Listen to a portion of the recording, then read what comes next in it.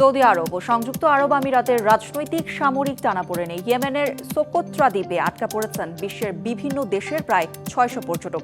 প্রাকৃতিক সৌন্দর্যে ভরপুর ভারত মহাসাগরের গালাপাগোস নামে পরিচিত এই দ্বীপ আজ আন্তর্জাতিক রাজনীতির বলি। আকাশপথ বন্ধ পর্যটকদের একটাই প্রশ্ন, কবে খুলবে ফেরার পথ?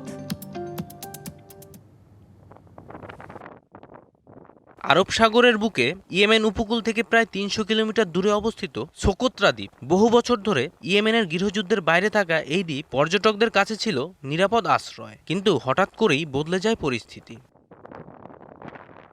গত সপ্তাহে সৌদি আরবের চাপের মুখে ইয়েমেন থেকে নিজেদের সেনা প্রত্যাহার করে নেয় সংযুক্ত আরব আমিরাত। এর সঙ্গে সঙ্গেই বন্ধ হয়ে যায় সোকোত্রার প্রধান বিমানবন্দর। বের হওয়ার পথ বন্ধ হয়ে পড়ে শত শত পর্যটকের জন্য। এক দুদিন দেরি হলে মানা যায়, কিন্তু এখন তো আমাদের কাজে ফিরতে হবে।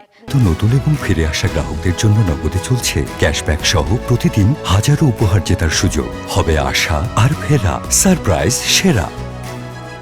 চাকরি আছে, দায়িত্ব আছে। এই পরিস্থিতি আমাদের সবার জন্যই বড় সমস্যা হয়ে দাঁড়িয়েছে। সোকোত্রা দ্বীপ ২০১৮ সাল থেকে কার্যত আমিরাতের নিয়ন্ত্রণে ছিল। দক্ষিণ ইয়েমেনের বিচ্ছিন্নতাবাদী গোষ্ঠী এসটিসির মাধ্যমে দ্বীপটি নিয়ন্ত্রণ করত আবুধাবি।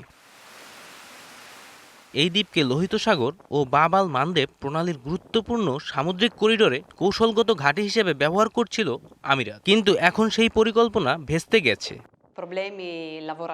আমরা প্রায় ৬০০ জন এখানে আটকা পড়েছি, পরিবারে ফিরতে পারছি না।